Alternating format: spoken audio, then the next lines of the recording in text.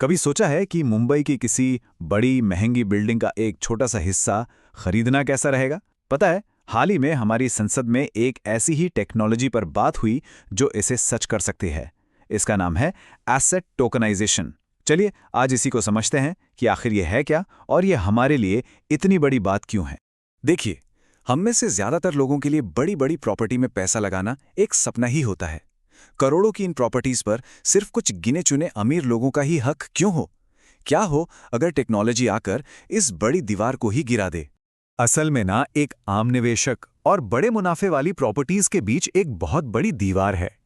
पहले इस दीवार को समझना जरूरी है, तभी तो हम इसके समाधान पर मतलब टोकनाइजेशन पर बात कर पाएंगे।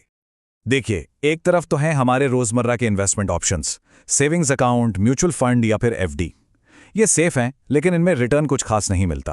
और दूसरी तरफ हैं कमर्शियल बिल्डिंग और बड़े बड़े इंफ्रास्ट्रक्चर प्रोजेक्ट्स, जहां असली पैसा बनता है, लेकिन ये हमारी पहुंच से बहुत बहुत दूर हैं।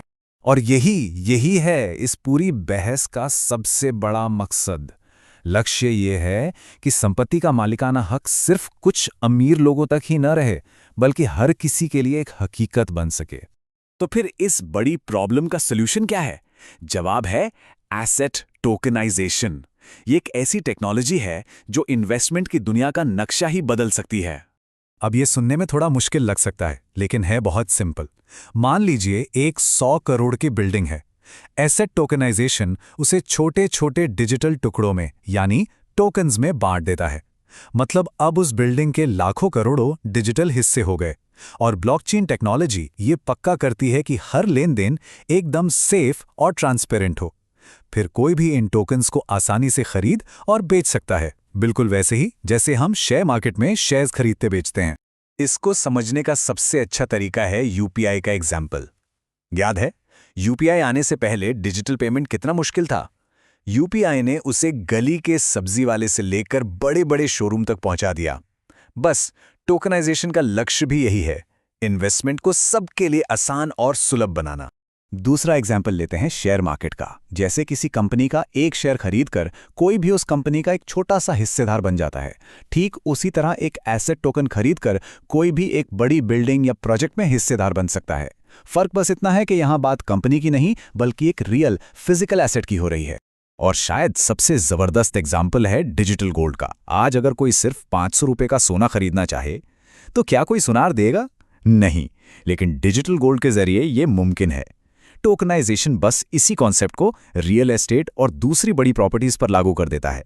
सोचिए, 500 रुपए में किसी बड़े मॉल का एक छोटा सा हिस्सा। ठीक है, कॉन्सेप्ट तो समझ आ गया, लेकिन सवाल यह है कि इससे एक आम निवेशक को, मतलब मिडिल क्लास को, असल में क्या फायदा होगा? सीधे सीधे 4 बड़े फायदे हैं। पहला, बेहतर रिटर्न।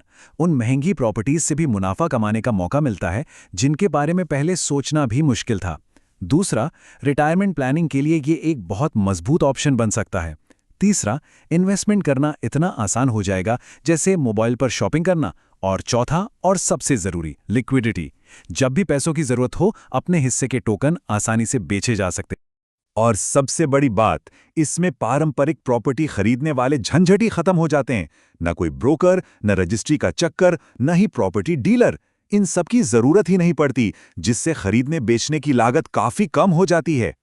अच्छा, ऐसा नहीं है कि यह सिर्फ इंडिया में ही सोचा जा रहा है।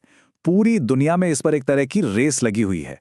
जो बड़ी बड़ी अर्थव्यवस्थाएं हैं, वो इस नई टेक्नोलॉजी को अपनाने के लिए तेजी से कानून बना रही हैं। अमेरिका को देखिए, वहां एसईसी ने इसे मान्यता दे दी है। सिंगापुर और यूरोपियन यूनियन भी इसके लिए नियम कानून बना चुके हैं। और दुबई ने तो कमाल ही कर दिया, उसने इसके लिए एक अलग से सरकारी अथॉरिटी वारा ही बना दी है, ताकि निवेशकों का भरोसा मजबूत रहे। तो अब घूम फिर कर बात आती है भारत पर। हमारे लिए इसमें क्या खास मौका है और ये देश के लिए इतना जरूरी क्यों है? ये चार्ट एक बहुत ही दिलचस्प कहानी बताता है।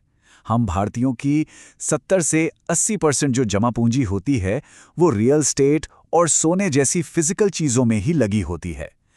टोकनाइजेशन सीधे सीधे हमारी इसी आदत को एक नया और बेहतर तरीका देता है, जिससे इन बड़ी बड़ी संपत्तियों में छोटे छोटे हिस्से खरीदना मुमकिन हो जाता है।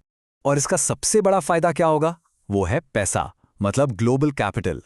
अगर भारत एसेट टोकनाइजेशन के लिए साफ सुथरे नियम और कानून बना देता है, तो जो दुनिया भर का पैसा आज सिंगापुर, दुबई या हांगकांग जा रहा है, वो भारत की ओर खिंचा चला आएगा। इससे देश में भारी निवेश आएगा और इकॉनमी को जबरदस्त बूस्ट मिलेगा।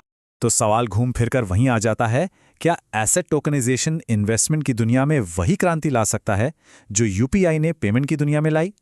क्षमता तो वाकई बहुत बड़ी है।